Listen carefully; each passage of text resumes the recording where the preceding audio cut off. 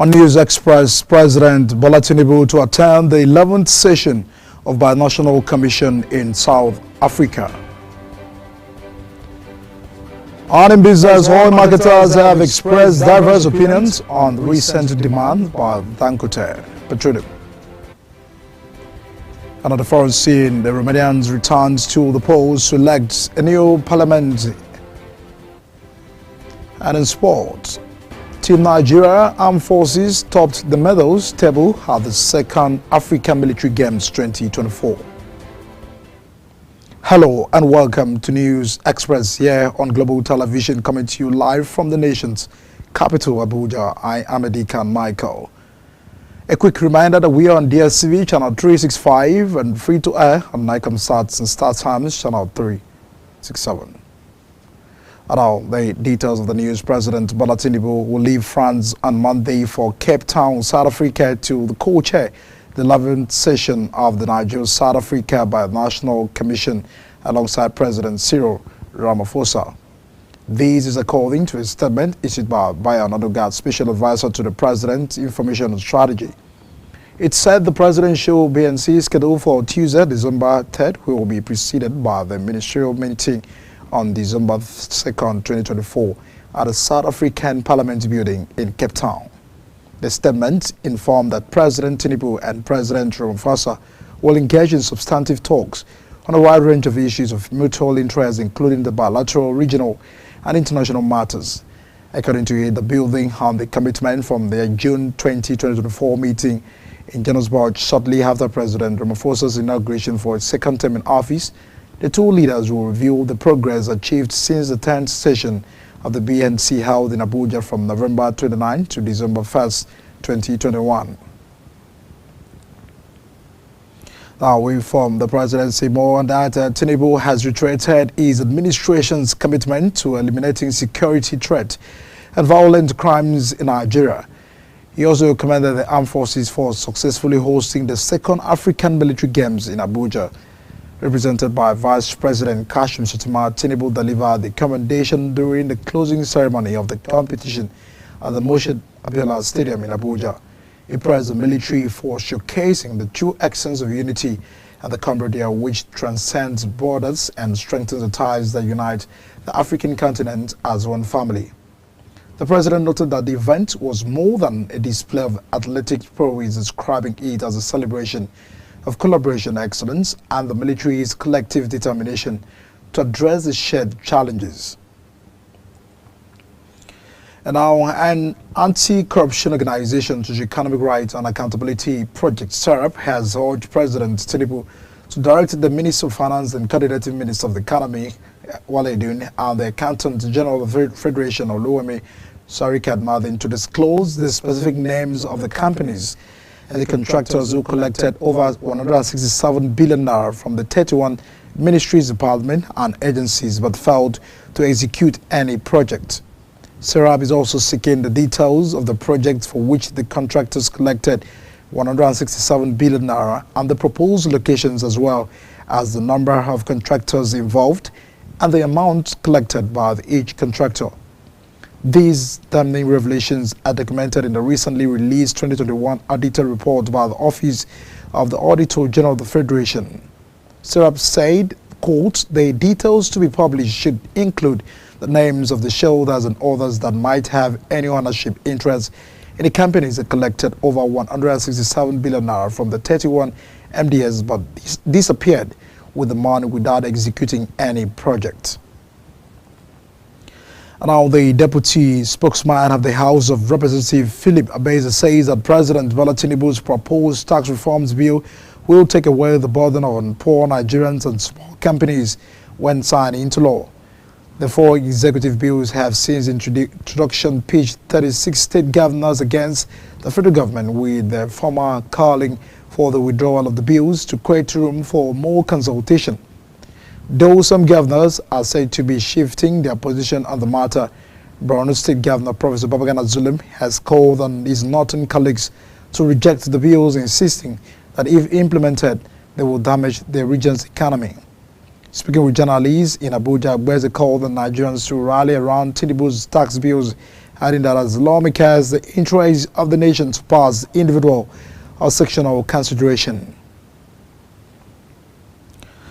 There are strong indications that the planned December 1st strike held by the Nigerian Labour Congress may suffer a setback following the declaration by some state chapters of the union that they will not be part of the proposed industrial action.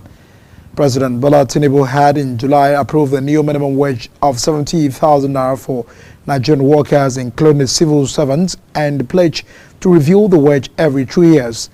Many states agreed to pay above the 70,000 minimum wage, with Lagos and Rivers State offering the highest pay of 85,000 naira. However, 13 states and the Federal Capital Territory have yet to begin the implementation of the new minimum wage. And on to youth development. The Isoko Development Union Youth Wing in Abuja has held the inaugural ceremony in the nation's capital, with a call by the president of the union, Mr. Simon Anajebu, for the youth to contribute their quota in developing the Isoko people, the Niger Delta, and the nation with youth activism and commitment. Our correspondent Anthony Mamodo reports from the union's inauguration venue in Kupa, Abuja. The Isoko Development Union President Simon Enajedu emphasized the importance of Isoko people as one of the oil-producing community in the Niger Delta and their need for the youth to uphold the interests of its people and Nigerians. Their absence in the scene for some time have created a vacuum, and in the past we've seen many groups masquerading as representative of the Isoko people. We are one of the highest oil producing nationality in Delta State. We can attract development to our place through youth activism. Where the elder will not be able to penetrate, the youth are well endowed to go there. Where the elder will hesitate, the youth has the zeal and the energy to also go there. They will be dealt with. And a matter of fact, Isoko has been shortchanged in different aspects of life. We don't have good roads, we don't have hospitals, we don't have electricity. And we are producing oil. As a matter of fact, we are pains. And for the exception of this democracy, nobody from Isoko has become the minister. Integrity matters. I have a t-shirt on it. I read integrity matters. When you say the truth, you'll be sidelined. You might be a low ranger, but stand by it. It might take a long time, but the truth will prevail. The governor of the Isoko Development Union Youth Wing, Honorable Urude Batlomi, thanked the union's leadership for their inauguration, promising to work with all stakeholders, but also vowed to deal decisively with saboteurs of the Isoko people. Any society without the youth is headed to doom, because life is of stages. Today, we promise to collaborate with all relevant bodies and government, both in Isoko and the diaspora, and work with a mutual understanding to develop the capacity of the youth across the globe. We shall, to the best of our ability, engage in productive activity, because by so doing, the level of insecurity and youth restiveness will be reduced to the barest minimum. To this extent, formally Isoko does. And our former Vice President and 2023 presidential candidate of People's Democratic Party, Atiku Abubakar, has called for transparency and fairness in the nation's National Assembly in ongoing review of the tax reform bills. In a statement, Atiku expressed concern over the uneven development across Nigeria's federating unit, stressing the importance of a fiscal system that ensures justice and equity. Following the intense public discourse on the tax reform bills with keen interest, Atiku said, Nigerians are united in the call for a fiscal system that promotes justice, fairness, and equity. And they have made it clear that their fiscal systems will seek much not excavate the uneven development of the federating unit by favoring a few states while unfairly penalizing others, he stated. Atiku urged the National Assembly to conduct the public hearing on the bills with objectivity and inclusiveness, emphasized the importance of involving diverse stakeholders, including civil society organizations, traditional institutions, and economic experts. Now, the camps of former Vice President Atiku Abubakar and the 2023 presidential candidate and the flag bearer of the Labour Party, Peter Obi, have denied having discussions for a joint ticket ahead of the 2027 election. On social media, we are watched with news that the duo may be seeking to work together again after photos of Atiku hosting Obi to breakfast at his residence in Adamawa State went viral. The development comes a few months after the deputy national spokesman of the PDP, Ibrahim Abdullahi, publicly announced on a live political program that the leading opposition figures in the country were discussing the possibility of a merger to salvage the country from a total collapse. The organized labor unions in Cross River State are set to embark on an indefinite strike over the non-implementation of the new minimum wage by the state government. The Cross River State Chairman of the Nigerian Labour Congress, George Olaji, disclosed on Saturday that workers will begin the strike at midnight on Sunday if the government failed to implement the 70,000 minimum wage. Similarly, the chairman of the Trade Union Congress in the state, Monday Ogbodum, affirmed that unless the government implements the new minimum wage, there will be no backing down from the planned industrial action. According to Ogbodum, negotiations with the state government are ongoing, but this will not deter the unions from proceeding with a strike if necessary. And I'll know fewer than 54 bodies have been recovered from the boat accident involving about 200 traders in Kogi State. The figure was disclosed by the head of operations covering the Kogi State of the National Emergency Management Agency, Justin Onwazurunye. She said that the figure of the recovered bodies, according to the Kogi State Emergency Management Agency, the Red Cross and NEMA, is 54. They were recovered dead. After 35 years in Brazil, a businessman based in South America, Ezokoli Silva, has returned home with 700 grams of cocaine buried in his stomach. A discovery made following his arrest by an operative of the National Drug Law Enforcement Agency at the Murtala Muhammed International Airport, Ikeja, Lagos. The 59-year-old Ezokoli was arrested at the e-arrival hall of the Lagos airport upon his return from the Sao Paulo, Brazil, on Ethiopia's Airlines flight via Addis Ababa. When he was taken from the body scan, the result confirmed that the suspect had foreign objects and concealed in his stomach. As a result, he was placed under excretion observation, during which he expelled 29 wraps of substances that tested positive for the cocaine wedge in 700 grams.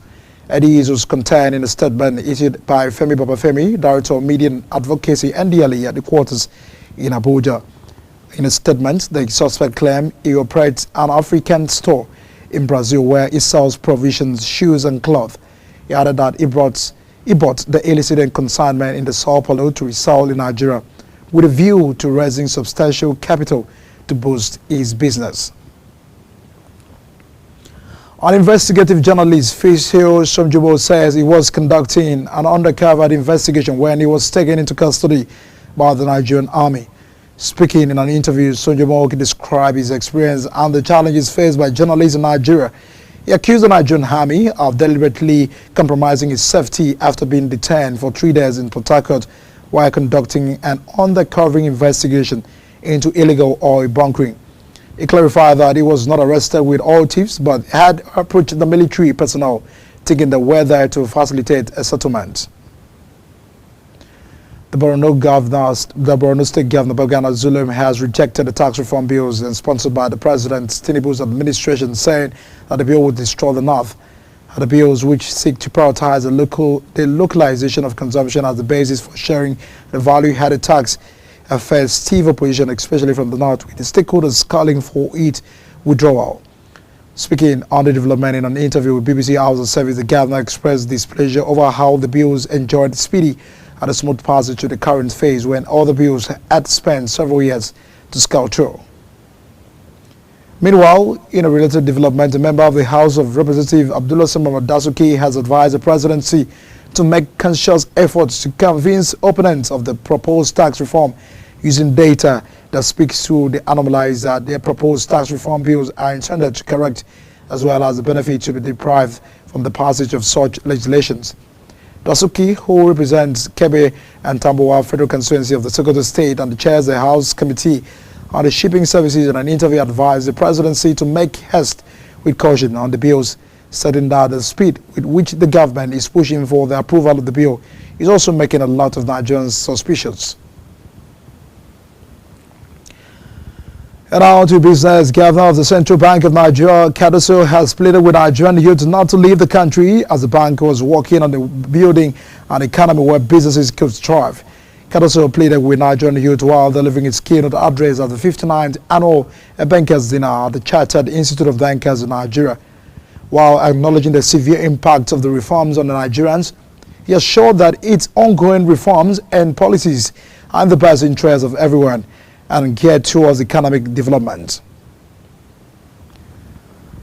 In a bid to diversify its economy and strengthen the public-private partnership, the Imo State government has gone into partnership with the Jampol Group, a multinational firm from the United Arab Emirates. The state governor, Hope Uzodinma, described the collaboration as a strategic move to boost agricultural productivity and create jobs. Under the agreement, the multinational company will manage and expand livestock production at the Acharabo, focusing on the high-grade livestock processing. And additionally, state-of-the-art fertilizer plants will be installed capable of providing 400 metric tons per day in the same premise, while a tertiary factory will also be established to further boost agricultural output. Now we'll bring you more on that development. The Tertiary Education Trust Fund has announced plans to launch a groundbreaking initiative, the special intervention in medical stimulation and innovation as part of its 2025 intervention strategy. These innovative programs aims to revolutionize the medical education and training in Nigeria by providing state-of-the-art stimulation facilities and promoting the cutting-edge research and medical innovation. The chairman of State Fund Board of Trustees, Aminu Bello Masari, said the move, which is part of the fund's commitment, is to support the government effort to transform Nigeria's healthcare system and would, among other things, address patient safety and quality of care. You're watching the News Express coming to you live from Nigeria's capital. We'll go on a quick break, and once we return from the break, we'll take on foreign and business stories. Do stay with us.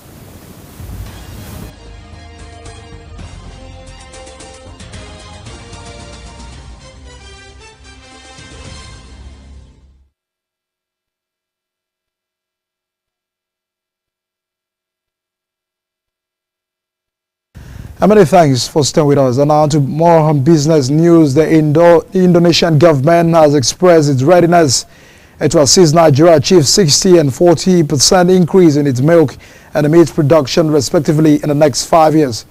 The Indonesian ambassador to Nigeria, Dr. Osra Hashab, disclosed this during a courtesy visit on Governor Nasir Idris of Kebbi State in Beni Kebbi. Harab said his visit to Kebbi was to consolidate the bilateral relationship between Indonesia, Nigeria, and Kebbi said. He said that the visit aims to boost the earlier collaboration between the Kebbi government and the Indonesian government on artificial insemination and the embryo transfer. Responding, Governor Idris, who was represented by his deputy Elijah Mara Abubakar, appreciated the Indonesian government for supporting the state. Oil marketers have expressed diverse opinions on the recent demand by the Dangote Petroleum Refinery, which stated that dealers must make advance payment before they can begin off-taking a product from the Lekki Base refinery. This demand was advanced to marketers during a high-level stakeholders meeting organized by the NNPC Group CEO Mele Kari, representative of the major oil marketers, Association of Nigeria and key stakeholders, and the Nigerian Midstream and Downstream Petroleum Regulatory Authority recently in Abuja. According to a report from the meeting, Dangote insisted on advance payments from marketers, unlike the traditional importation system where marketers settle payments upon product arrival at depot. The Central Bank of Nigeria has assured that the Naira's true value will be restored with the introduction of an electronic foreign exchange matching system, which has proven effective in other markets. The governor of CBN, Kadoso, gave the assurance in Lagos, saying that CBN had undertaken critical reforms to unify Nigeria's exchange rate eliminating the distortions and restoring the transparency, adding that panic buying was one of the reasons for the FX volatility. According to him, it's vital to address the disinformation circulating about a supposed demand-supply gap in the FX market, fueling unnecessary panic. And now to the foreign scene, the Romanians returned to the polls on Sunday to elect a new parliament with the far right tipped to win, the potentially heralding a shift in the foreign policy of the NATO country bordering the Ukraine. The parliamentary poll comes at a time of political turmoil sparked when a top court ordered a recount of the first round of the separate presidential election on November 24. The presidential ballot was won by the Kalin Gorgias, a little-known far-right admirer of Russian President Putin. A runoff in the poll he slated for December 8. And now, despite the accusations of the Russian influence and alleged interference via the TikTok, Sunday's parliamentary elections went ahead as planned. And Pope Francis called on Lebanese politicians on Sunday to urgently elect a new president with a view of restoring normal government functions in the country. Addressing the urgent invitation to all the Lebanese politicians to elect the president of the republic immediately, saying that the St. Peter's Square had the hand of Sunday prayer. The European Union's new top diplomat, Kaja Kallas, and the President of the European Council, Antonio Costa, arrived in Kiev on Sunday in a symbolic show of support for Ukraine the first day in office. And Kaja says the European Council stands with Ukraine and will continue to give the full support. Costa told media outlet, including the AFP, accompanying them down on the ship, that the European Union's new leadership is eager to demonstrate the firm backing for Kiev at a perilous moment for Ukraine, nearly 3 years into its fight against Russia's full-scale invasion. And more on the foreign scene now to sport news. Team Nigeria Armed Forces topped the medals table at the 2nd African Military Games 2024, clinching 234 medals as the competition ended yesterday. Team Nigeria secured 114 gold and 65 silver and 45 bronze across the 21 sports. According to the medal table, Algeria came second with 96 medals consisting of 53 gold and 22 silver and 21 bronze, and it billed to host the 3rd edition. Kenya holded 59 medals consisting of 21 gold, 71 silver and 12 bronze to clinch 3rd place, while Ghana, Ethiopia and Tunisia rounded off the top 6, finishing the 4th, 5th and the 6th respectively. Real Madrid coach Carlo Ancelotti has said the superstar striker Kylian Mbappe struggled this season due to his team's overall lack of consistency. The French forward missed a penalty as Spanish and European champions Real Madrid lost on Wednesday in the Champions League against Liverpool, 3rd defeat in the 5 matches in the competition. Mbappe, who joined in the summer, had a pen of the Paris Saint-Germain contract, was criticized for his performance and has netted just 2 goals in his last 9 games for Real Madrid. Mbappe was not included in the last Tour of France squad list and has already had of the field issues to deal with during his first month at the Santiago. The coach said that Liverpool defeat was partly due to losing players through the injury, including the Vinicius Junior and Dani and the Helder Malito, among others. But that Brazilian winger was face to face the Getafe. As we wrap up the News Express, let's take a look at our top stories. President Bola Tinubu will leave France on Monday for Cape Town in South Africa to co-chair the 11th session of the Anagel South Africa National Commission. And now, oil marketers have expressed diverse opinions on the recent demand by the Dangote Petroleum Refinery, which stated that dealers must make advance payments before they can begin off-taking products. On the foreign scene, Romanians returned to the polls on Sunday to elect a new parliament with the far right tipped to win. Team Nigeria Armed Forces topped the medals table at the 2nd African Military Games 2024, clinching 234 medals as the competition ended on Saturday night. And that's a package and News Express coming to you live from Nigeria's capital, Abuja. A reminder that we are on DSTV channel 365, Start Times channel 276, and free to air Nicomsat. Kindly follow us and watch the rest of the news on the social media platform at Global TV NG. On behalf of the entire production team, we say a very big thank you for staying with us. My name is Edikan Michael. See you again.